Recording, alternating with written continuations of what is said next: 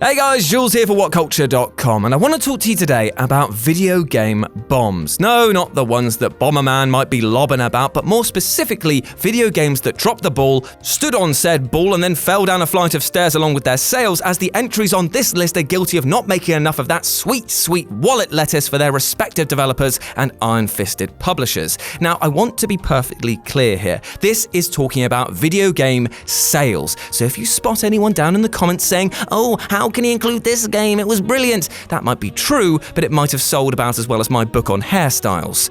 Here's a secret for you. Number 49 is a hat. So let's have some fun and look at sales stats. Woo! Sales stats, brilliant. God, fantastic. I'm Jules for WhatCulture.com, and these are the 10 biggest video game bombs of 2018. Number 10, Battlefield 5. Battlefield 5 plays so well, so very well, that it's such a shame to see it dip in terms of sales. Now, true, as you can see from the reviews, it's not perfect, and there have been some weird decisions to remove content, but the game is still enjoyable. So why isn't it shifting units? Well, the controversy surrounding Battlefront 2 last year might be a contributing factor to how Battlefield 5 has been received, but it might just be because of how similar the game is to Battlefield 1. There just aren't enough substantial changes to the average player to get really excited about this one. There's also the fact that Black Ops 4 went all in on the Battle Royale trend and ended up taking the world by storm, so Battlefield 5's lack of the mode definitely hurt it, which is a weird thing to consider now, isn't it? The sales numbers for Battlefield 5 ended up being down 63% from Battlefield 1 in the UK, and pre-order numbers were looking bad way before launch. Here's hoping that this means that Battlefield withdraws from the yearly release and adopts a more quality over quantity approach. Number 9, Shadow of the Tomb Raider.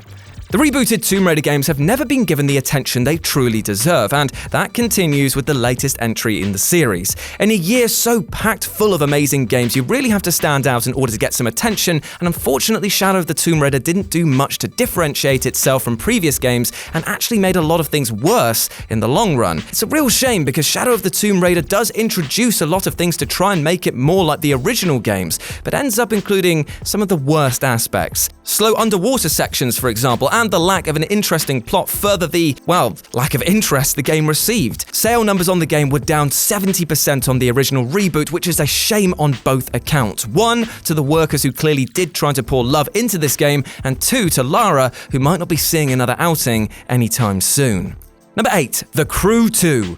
The Crew 2 tried to hit the ground, water, and air running with its approach to switching vehicle types on the fly, and offered what seemed to be an impressive open world in which to play around in. However, the final result was, a little bit boring. The map was huge, but there wasn't really much to do in it, and after the initial appeal of being able to race on land, sea and air wore off, all you had left was a game that did 3 mechanics in a serviceable way, but none of them in an exemplary way. Or at least that's what the critics and fans of the series thought, because the sales of The Crew 2 were down almost 50% than that of the first game. It goes to show that splitting the focus of your game doesn't equal snagging those new player markets. Here's hoping that The Crew 3, or Crew Cubed as it definitely totally should be called, spends less time on frantic vehicle hopping and more time on robust mechanics done really, really well.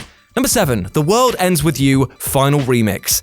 This one doesn't deserve to be here in the slightest. Seriously, it's an amazing game with great characters, a weird but engrossing gameplay style, and phenomenal music. But as we've learned before, all the critical praise in the world doesn't always net you sales. The fact that The World Ends With You is such a niche game is one of the reasons why it didn't sell so well. If you don't like the very specific vibe the game is giving off, then you aren't going to be interested in this in the slightest. Final Remix also released in October, which was packed full of releases like Assassin's Creed, Red Dead Redemption 2, and Black Ops 4. It was a pretty stacked month to say the least, and so The World Ends With You arriving onto a scene already populated by the big boys wasn't the best of moves. And then there was the issues for the Switch version, such as it only truly being comfortable to play in handheld mode, which is a huge issue for many. Now, I can't blame you for giving it a miss on that iteration, but to be honest, you should give it a try if you can.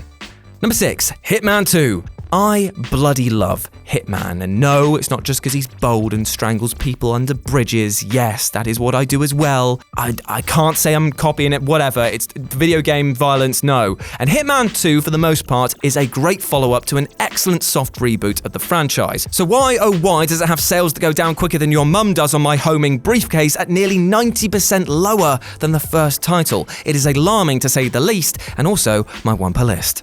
Despite only being available for less than a month, Hitman 2 is already receiving a ton of discounts and sales, which is a sure sign that it isn't selling as well as it needs to. And all we can do is point to the fact that while Hitman is offering what fans want from the series, there just might not be enough of them interested in heading back for a sequel. Some people might have been put off by the fact that it appeared to be more of the same, or perhaps the franchise isn't as marketable as Warner Bros. Would like. In fact, that is the very reason why Square Enix dropped the franchise in the first place, so fingers crossed we don't see history repeat itself.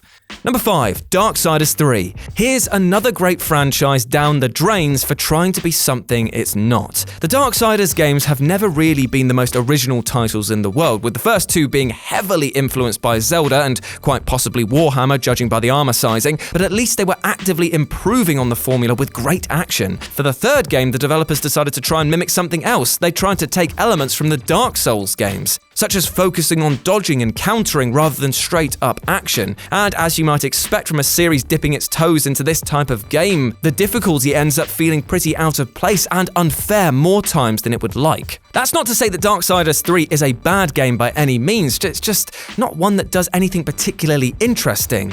If it had stuck to what made the first two games good, we might be singing a different tune. It sold less than expected from the devs, but they have already greenlit a sequel, meaning that Darksiders 4, well, really has to work for this series to continue.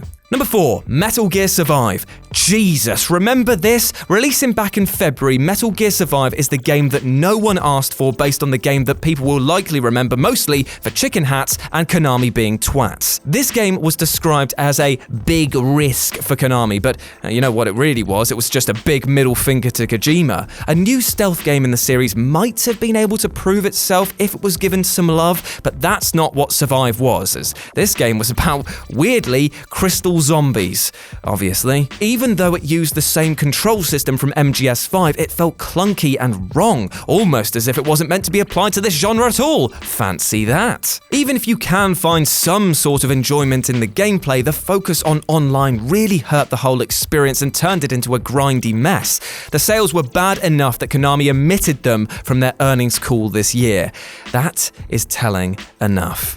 Number 3, OVERKILL'S The Walking Dead. The fact that Starbreeze might be going out of business because of this game is definitely indicative of a bomb. Or in the words of Starbreeze, the sales of OVERKILL'S The Walking Dead are disappointing. That's a real shame too, because both the second and first Payday are really great games with a lot of love put into them, and microtransactions, but that's another story. The game had so much potential, but this was squandered by being so boring. A lot of the time, you'll find yourself repeating the same objectives over and over again, all the while facing dumb enemies and using some really jank-ass combat. Zombies are more annoying than anything else, and there's nothing to set them apart from one another. It might have been possible for this one to get better over time, but with a dwindling player count, that is looking less and less likely.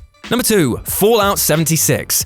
You know what? I've covered this enough. I've talked about this game so much in recent times that I feel like I should just hold up a picture of this nylon bag and just say that this is a perfect expression of what was promised versus what we got. If you like this game, fine, but look at the fan backlash, look at the developer apologies, look at the fact it went on sale a week after release, look at the decrease in sales from Fallout 4 by 82%, and you tell me that this is what you expected it to be. Answers on a postcard. Also, it's the only bomb on this list that actually breaks when you use an actual bomb, so yeah, double whammy there. And number 1, The Quiet Man. There is really no excuse for this one. Not that anyone's really mourning how The Quiet Man turned out, but it's just a strange sort of thing. Debuting at E3 this year, The Quiet Man was stealth launched late into November with nary a warning or marketing. Almost like its namesake suggested it might be, or as some might have put it, because Square Enix didn't want anything to do with it. Yet the game could have been good, and the idea was really compelling, but unfortunately with this type of ghost launch and middling to low review scores, it's looking like sales are equally silent. Hell, there isn't even any sales figures that have been published because it was that bad. Hell, it's being compared to the video game equivalent to The Room. Yeah. Kind of actually makes me want to play it now. And there we go, those were the 10 biggest bombs of 2018 in the video game industry. And speaking of another bomb, why not explode onto the scene in style and go to shop.whatculture.com and check out the line of t-shirts that I have made along with my friends, and they are bloody fantastic, I think you'll agree. As always, I've been Jules. You can go follow me at RetroJ with a 0, and I will speak to you soon.